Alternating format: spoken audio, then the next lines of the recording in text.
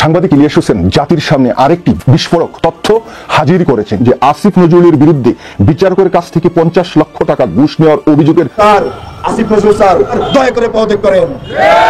আসিফ নজরুল বাঁচাতে চায়, তারাই ভারতপন্থী ও বাংলাদেশের শত্রু।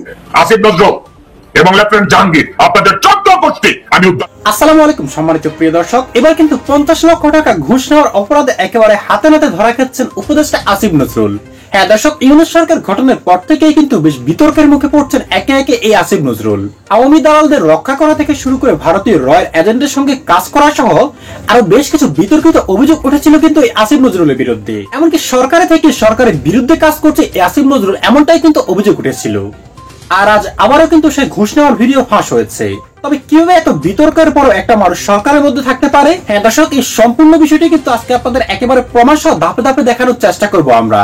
তাই আপনাকে অনুরোধ করবো আমাদের আজকের এই গুরুত্বপূর্ণ আলোচনাটি একটু স্কিপ করে না টেনে একেবারে সম্পূর্ণ দেখবেন কিন্তু, তবে কিন্তু আজকের খবরের একেবারে বিস্তারিত দর্শক আপনি ভালো করে বুঝতে পারবেন। তবে তার আগে দর্শক আপনার কাছে ছোট্ট করে একটি অনুরোধ, আপনি যদি আমাদের চ্যানেলে নতুন হয়ে থাকেন তবে অবশ্যই আগে চ্যানেলটি সাবস্ক্রাইব করে ভিডিওতে একটি লাইক দেবেন। তবে চলুন সম্মানিত প্রিয় দর্শক, আর দেরি না করে শুরুতে আমরা ভিডিওর মূল আলোচনায় চলে যাই। সাংবাদিক ইলিয়াস হোসেন জাতির সামনে আরেকটি বিস্ফোরক তথ্য হাজির করেছেন। এই যে বিস্ফোরক যে তথ্য বা তার যে ইউটিউব এবং ফেসবুকে যে স্ট্যাটাস, সেই স্ট্যাটাসটির অনেকটি এরকম যে আসিফ নজরুলের বিরুদ্ধে বিচারকের কাছ থেকে 50 লক্ষ টাকা ঘুষ নেওয়ার অভিযোগের তদন্ত করছেন আসিফ নজরুল নিজেই। কি মর্মান্তিক, কি ভয়াবহ একটি বিষয়। দেখেন, আসিফ নজরুলকে অনেকেই পছন্দ করতেন, বিশ্বাস করতেন, এবং তিনি যখন রাষ্ট্র ক্ষমতায় গেলেন তারপর থেকে তার বিরুদ্ধে যে নানা অভিযোগ বিভিন্ন পর্যায় থেকে আসছে, তার একটি জ্বলন্ত দৃষ্টান্ত এই সাংবাদিক ইলিয়াস হোসেন যে স্ট্যাটাসটি দিয়েছেন, সেই স্ট্যাটাসটিতে তিনি দুটি অনুলিপি সংযুক্ত করেছেন। এই দুটি যে চিঠি তিনি সংযুক্ত করেছেন, একটি জনাব আসিফ নজরুলকে দিয়েছেন বিচারপতির দপ্তর থেকে, আরেকটি চিঠি দিয়েছেন বাংলাদেশ সুপ্রিম কোর্ট হাইকোর্ট বিভাগের বিচারিক শাখা থেকে। তো আমি আপনাদের সামনে ইলিয়াস হোসেনের স্ট্যাটাসটি পড়ার আগে এই যে বিচারপতির যে দপ্তর, সেই দপ্তর থেকে আসিফ নজরুলকে যে চিঠি দিয়েছে সেটি একটু পরে শোনাতে চাই। তারা সেই জায়গায় কি লিখছেন এবং অভিযোগটি আসলে কি। তারা বলছেন যে বরাবর মাননীয় প্রধান উপদেষ্টা আইন বিচার ও সংসদ বিষয়ক মন্ত্রণালয়, বাংলাদেশ সচিবালয়, ঢাকা, বাংলাদেশ বিষয় ফ্যাসিস্ট সরকারের তল্পিবাহক ঢাকা মহানগর দায়রা জজ আদালতের দুর্নীতিবাজ পঞ্চম যুগ্ম মহানগর দায়রা জজ মোহাম্মদ মামুনুর রহমান সিদ্দিকীর বিরুদ্ধে ব্যবস্থা গ্রহণের আবেদন।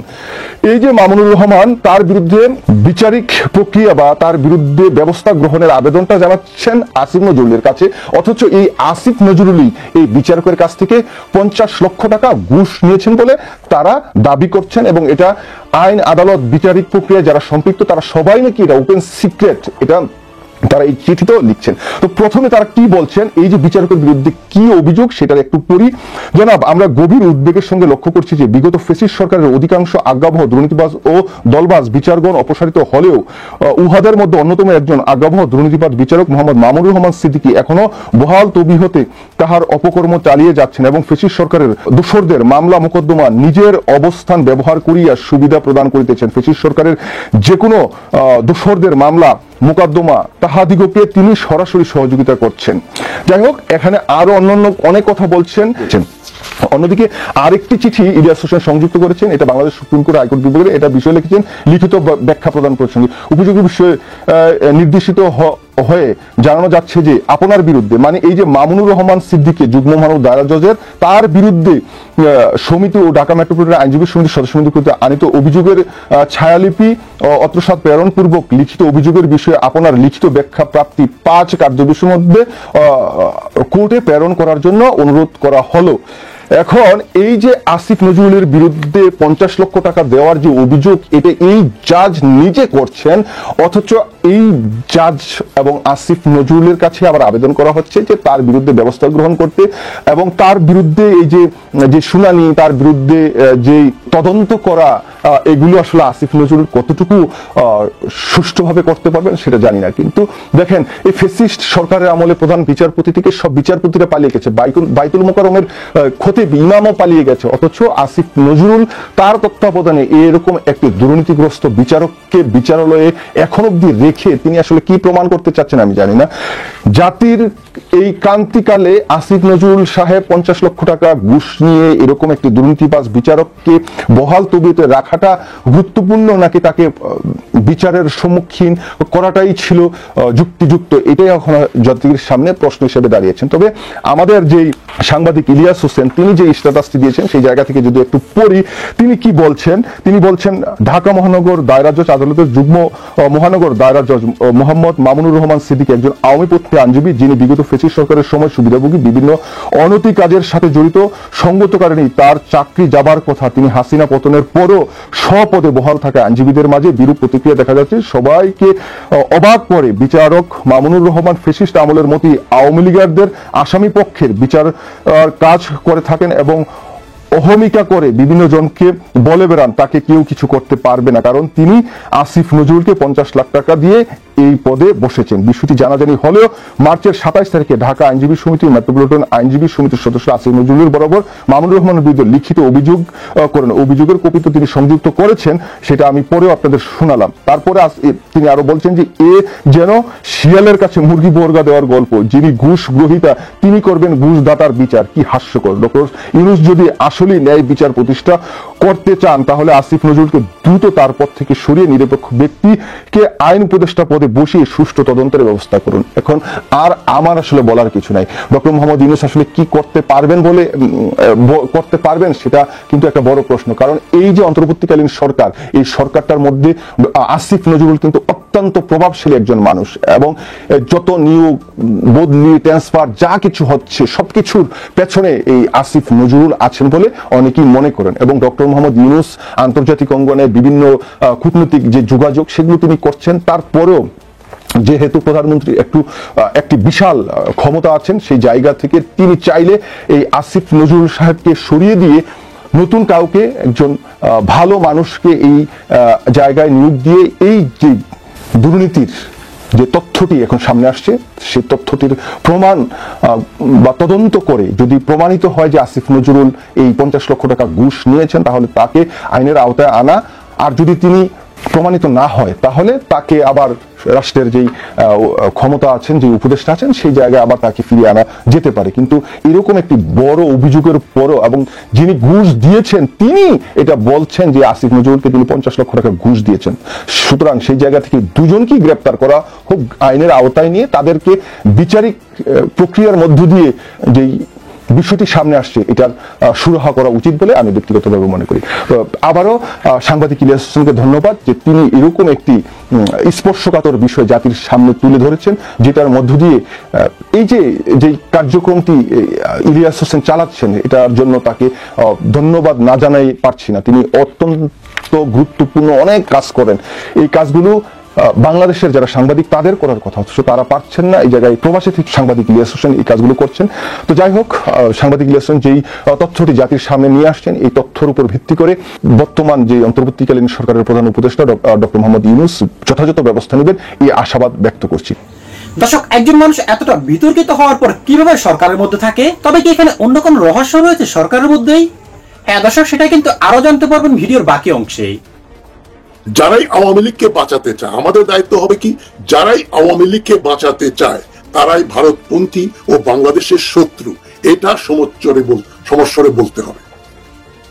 ব্যারিস্টার ফুয়াদ দেখলাম সুন্দর একটা বক্তব্য দিয়েছেন, ডক্টর ইউনূসকে বলছেন যে এই ছাত্র আন্দোলন জনতা আন্দোলন না হলে আপনি এখন জেলে থাকতেন, আপনাকে হাসিনার আদালতে ওই 6 তলা 8 তলা বিল্ডিং এ হাঁটাহাঁটি করে হাজিরা দিতে হতো, আপনার এই প্রধান উপদেষ্টা হওয়ারও সুযোগ আসতো না।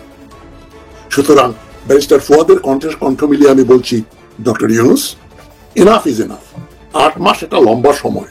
আপনি এই খুনি জেনারেলদেরকে বহাল তবিয়তে রেখেছেন, খুনি সামরিক অফিসার, পুলিশ, আমলা, ব্যবসায়ী, বুদ্ধিজীবী, সাংবাদিকদের আপনি রক্ষা করে যাচ্ছেন। আপনার উপদেষ্টাদের ভেতরেও আওয়ামী ঘরানার লোকজনকে আপনি টেনে এনেছেন, একটা এনজিও থেকে এনেছেন আর একটা এনেছেন আওয়ামী ঘরানা থেকে। সবচাইতে শক্তিশালী হচ্ছে আসিফ নজরুল। এভাবে কিন্তু চলবে না ডক্টর ইউনূস। আপনাকে ব্যারিস্টার ফুয়াদ খুব কঠোর ভাষায় হুঁশিয়ারি দিয়েছেন পাবলিক বক্তৃতায়, নিশ্চয়ই আপনি দেখেছেন ওটা। আমি আপনাকে ভদ্রভাবেই বলছি, আমি চাই আপনি আর 4-5 বছর ক্ষমতায় থাকুন। বিএনপি বা যে কেউ নির্বাচন চাইছে আমি সেটাকে হঠকারিতা মনে করি, কিন্তু আপনি থাকবেন বাংলাদেশের সার্বভৌমত্ব এবং আত্মসম্মান এবং আত্মবিশ্বাসকে রক্ষা করার জন্য। আপনি কেবল বাজার নিয়ন্ত্রণ করবেন, সেটা আপনার নিয়ন্ত্রণে নাই, কিন্তু চালের দাম আকাশ ছাড়িয়ে গেছে। সুতরাং আপনি আইনের ব্যবস্থা করতে পারছেন না। প্রকাশ্যে চাঁদাবাজি করছে আপনার এনসিপির ছেলেরা, সমন্বয়কেরা, আর বিএনপির লোকজন, জামাতের লোকজন, ছবি আসছে পত্রিকাতে, ছাত্র। কিন্তু আপনি তো সরকারে, আপনি কি করছেন? ওয়াকারুজ্জামান এখনো বহাল তবিয়তে মাঝে মাঝে বক্তব্য দেন। সবগুলো খুনি সামরিক অফিসার, পুলিশ অফিসার, আমলা, ব্যবসায়ী, বুদ্ধিজীবী বহাল তবিয়তে। পুলিশ একদিন ধরে, পরের দিন আপনার কোর্ট তাদের জামিন দিয়ে দেয়। আপনার যে নিম্ন আদালত থেকে সুপ্রিম কোর্টের পর্যন্ত কমপক্ষে 90% বিচারক অসৎ, ঘুষখোর। সোজা ভাষা তাদেরকে যাবজ্জীবন কারাদণ্ড দিতে পারতেন আপনি। নতুন লোকজন বিচারক বানিয়ে সুপ্রিম কোর্টের সবগুলা বড় বড় বিচারক, বেশিরভাগ বিচারক হাইকোর্টে, সুপ্রিম কোর্টের আপনি বরখাস্ত করতে পারতেন, কারণ তারা হাসিনা মনোনীত। জেনারেল ওয়াকারুজ্জামান সহ সবগুলো জেনারেলকে আপনি অপসারণ করতে পারতেন, আপনি সেটা করেননি। এক সময় উদ্ভট কথা বলেন 2030 সালের ভিতরে বাংলাদেশে দারিদ্র থাকবে না, ওইটা এখন আর বলেন না। আপনি এখন নিজেই বলেন 4 কোটি লোক দারিদ্র সীমার নিচে বাস করে। আপনি নুরুল কবিরের ইন্টারভিউতে বললেন আপনি কেন, কার প্রধান উপদেষ্টা হয়েছেন আপনি বলতে পারলেন না। কেন আপনি প্রধান উপদেষ্টা হলেন আপনি নুরুল কবিরকে বলছেন আমি ঠিক জানি না। তো আপনি এই 84 বছর বয়সে আপনি শাহাবুদ্দিন চুপ্পুর প্রধান উপদেষ্টা হয়ে গেলেন, প্রেসিডেন্ট না হয়ে, আপনি জানেন না। তো আপনি তো রাজনীতিও বোঝেন না, বিপ্লবও বোঝেন না।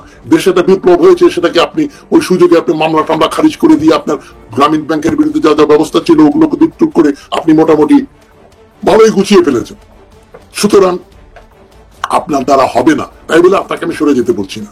আপনি উপদেষ্টাদের সরান এবং একটু বিবেচনা করে, এত ছেলে মেয়ে রক্ত দিল, তাদের রক্তের প্রতি আপনার কৃতজ্ঞতা থাকা উচিত যে এত রক্ত দিয়েছে, আমি ক্ষমতায়, নইলে ব্যারিস্টার ফুয়াদ যেটা বলেছেন আমি তো এখন হাসিনার জেলে থাকতাম।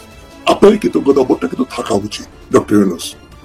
আমি দেশবাসীকে বলছি, এই সমস্ত বিচারক, এই সমস্ত আমলা, ব্যবসায়ী, বুদ্ধিজীবী, অফিসার, সামরিক, পুলিশ অফিসার, এদেরকে বর্জন করতে হবে, বিচারের দাবি করতে হবে। ইউনূস সরকারকে বাধ্য করতে হবে যেন বিচার করা হয়। সুতরাং ইউনূস সরকার যদি বিচার না করে, নির্বাচিত কোন সরকার, বিএনপি হয়তো সরকার গঠন করবে, আমি খুবই সন্দিহান যে তারা এই আওয়ামী লীগারদের এবং ওয়াকারুজ্জামানদের, শাহাবুদ্দিন চুপ্পুদের বিচার করবে। তারা ধরি মাছ নাচুই পানি অবলম্বন করবেন। এবং তারেক রহমান একটা আননোন কোয়ান্টিটি, আমি জানি না তিনি কি সিদ্ধান্ত নিচ্ছেন, তিনি কি বিএনপি থেকে ভারতপন্থীদের বের করে দিবেন কিনা, তাকে সমঝোতা করে চলবেন। সমঝোতার দিন কিন্তু শেষ হয়ে গেছে। এখন বিপ্লবটা অপূর্ণ, এই অপূর্ণ বিপ্লব, ব্যর্থ বিপ্লব কিন্তু এভাবে থাকবে না। আবার জনগণ ফুঁসে উঠবে, তখন দেখবেন মহাপ্রলয় ঘটবে বাংলাদেশে। সেই প্রলয়ের হাত থেকে বাংলাদেশে বাঁচানোর জন্য এখন বিএনপির তারেক রহমান এবং ডক্টর ইউনূস দুজনই খুব গুরুত্বপূর্ণ ভূমিকা পালন করতে পারেন। আপনারা দুজনে একটা আন্ডারস্ট্যান্ডিং আসেন না, 4-5 বছর আপনারা দুজন মিলে সরকারটা চালান না, দেখা যাক কি হয়। আপনাকে একটা গণভোট দিতেই হবে। কারা কারা আওয়ামী লীগ নিষিদ্ধ করতে চায়, কারা সংস্কার চায়, আর কারা নির্বাচন চায়। দর্শক, শুরুতে আপনাকে অসংখ্য ধন্যবাদ জানাই সম্পূর্ণ ভিডিওটি শেষ পর্যন্ত দেখার জন্য। এই আসিফ নজরুল একে একে আওয়ামী দলদের জেল থেকে মুক্ত করা থেকে শুরু করে এবং ডক্টর ইউনূস সরকারের বিরুদ্ধে কাজ করা সহ আরো বেশ কিছু বিতর্কিত বিষয় কিন্তু জড়িয়ে গিয়েছিলেন। তবে সেটা রেশ কাটতে না কাটতেই কিন্তু এবার আবারও ঘুষ নিয়ে ধরা পড়েছেন, যেটা কিন্তু প্রকাশ করেছেন সাংবাদিক ইলিয়াস হোসাইন ভাই। দর্শক, আপনারা তো জানেনই সাংবাদিক ইলিয়াস হোসাইন ভাইয়ের কোনো তথ্য কখনোই ভুল হতে পারে না। তাই আমরা অবিলম্বে দাবি জানাই এই আসিফ নজরুলকে যেন অতি শীঘ্রই অপসারণ করা হয় সরকার থেকে, তবেই কিন্তু দেশ স্বচ্ছ হবে এবং উন্নতির দিকে যাবে। তাই এটা কিন্তু এখন জনগণের দাবি হয়ে উঠেছে আসিফ নজরুলের পদত্যাগ। দর্শক, আপনি একজন সাধারণ জনগণ হিসেবে আপনি কি চান আসিফ নজরুল সরকারে থাকুক নাকি পদত্যাগ করুক? দর্শক, অবশ্যই কিন্তু আপনার মূল্যবান মতামতটুকু আমাদের কমেন্ট বক্সে জানিয়ে যাবেন, কারণ আপনাদের মতামতটুকু আমাদের কাছে খুবই গুরুত্বপূর্ণ। দর্শক, আজ এ পর্যন্তই। আশা করি সকলে অনেক ভালো থাকবেন। আল্লাহ হাফেজ।